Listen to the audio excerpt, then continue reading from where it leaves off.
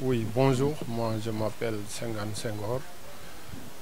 Je suis du REMIDEV et ce travail que nous venons partager à Saint-Louis aussi m'avait été confié en ma qualité de consultant.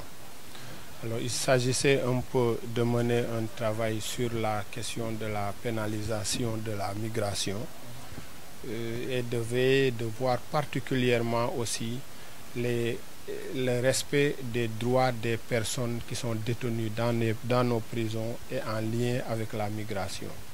Et dans ça, nous visions les Sénégalais, mais aussi les personnes étrangères qui sont arrêtées. Ce qui nous avait conduit à lister les prisons dans lesquelles on trouvait nos cibles. Et nous avons fait Kédougou, nous avons fait Tambacounda, nous avons fait Thiès, Mbour, 3 prisons de Dakar, Rebeuss, Cap Manuel et la Maison des Femmes, et Saint-Louis où nous sommes aujourd'hui. Alors, cette étude nous a permis de tirer des conclusions à la fin que nous sommes venus partager ici.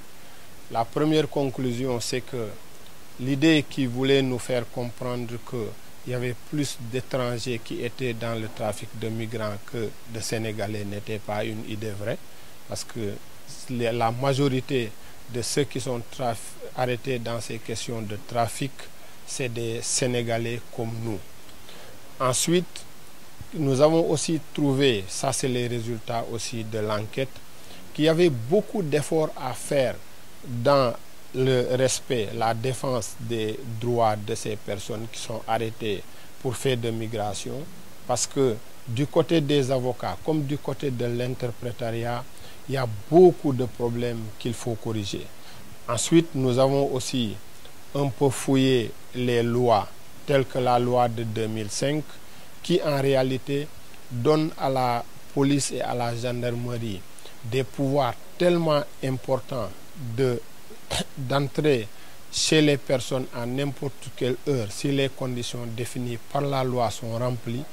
Et ça, c'est des conditions aussi qui doivent être mieux encadrées pour mieux aussi protéger les droits des personnes. Parce que c'est des choses c'est des comportements qui peuvent directement mener à des abus. En réalité, c'est pas le fait de voyager qui est pénalisé. Et ça aussi, tous les acteurs vous le disent. Même s'ils les prennent, ils ouvrent des enquêtes pour les entendre, pouvoir identifier qui est passeur, qui est le cerveau du voyage, mais après ils sont libérés, les simples voyageurs. Donc ceux qui sont pris et qui vont en prison, c'est les organisateurs des voyages. Mais ces organisateurs des voyages-là, il faut aussi le dire. Et notre avis, c'est que les sanctions aussi doivent être même un peu élargies dans le sens de leur bien. Parce qu'en réalité, c'est là où se trouve le grand problème. Ces personnes-là, on ne peut pas les laisser dehors. Parce que quand on fait courir à plus d'une centaine de personnes un danger de mort, on ne peut pas vous laisser librement. Donc pour ces gens-là, on ne plaide pas pour qu'ils n'aillent pas en prison. Mais il faut éviter de mettre en prison. Parce que le grand problème aussi qui se trouve là-bas, c'est que la question de la complicité, elle est très élargie, elle est très élastique là-bas. Parce que nous avons trouvé des gens qui n'organisent pas de voyage, mais parce que tel indice ou tel autre semble indiquer que vous êtes un complice, on peut vous envoyer en prison, vous envoyer en instruction et vous allez garder la prison pendant très longtemps.